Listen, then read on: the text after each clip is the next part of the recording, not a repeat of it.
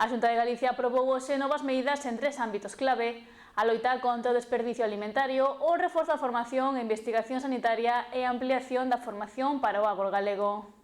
Tras o consello realizado no día de hoxe, a Xunta anunciou a posta en marcha dunha estratexia de prevención de perdas e loita contra o desperdicio alimentario en Galicia.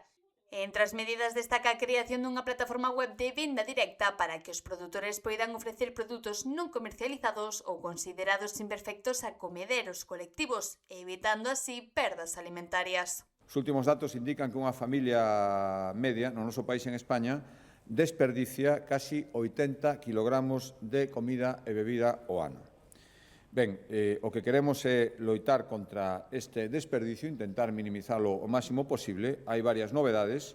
A principal, a que máis poda chamar a atención, é que vamos facer unha plataforma, unha web, para que os produtores galegos poidan vender os alimentos que non encaixan nas canles de venda que utilizan habitualmente, ben porque son excedentes, ben porque teñen algún tipo de defecto que non os fai aceitados para a venta normal. Ata agora moitas veces se desperdiciaban, pero poden ser aproveitados. No eido sanitario, o Goberno galego aprobou un novo concerto único entre o Sergas e as 3 universidades públicas galegas. O acordo, dotado con 21,5 millóns de euros ata 2030, permitirá regular de forma conxunta o uso dos centros sanitarios para a docencia, a investigación e a asistencia.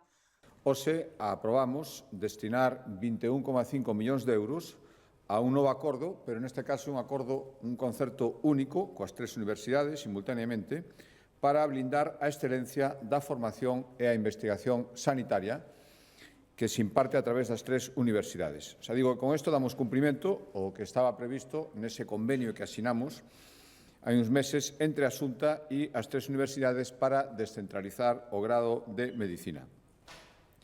En total son 21,5 millóns de euros ata o ano 2030, o cal supón ao redor de algo máis de 5 millóns de euros cada ano con este cometido, e o que queremos é regular, xa digo, de xeito conxunto o emprego dos centros de saúde e hospitais das diferentes áreas sanitarias. Por outra banda, a Xunta ampliará o plan de formación para o agro galego cun total de 196 cursos e máis de 4.500 horas lectivas durante este ano.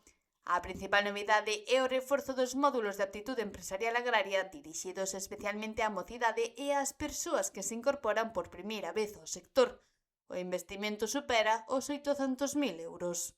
Hai varias novedades. A principal é que reforzamos os chamados módulos de actitude empresarial agraria, que son os que se exixen a un mozo ou moza para que vai asumir por primeira vez a dirección dunha explotación agraria, pois ten que ter unha formación se quere acceder ás axudas importantes que a Xunta de Galicia facilita para promover a remuda xeracional. Pero é necesaria unha formación mínima para acceder a estas axudas e son as que se proporcionan reforzando estes módulos de aptitude empresarial agraria. E os cursos, como outras ocasións, abordan temáticas moi diversas, dependendo do sector agrario no que se queira traballar.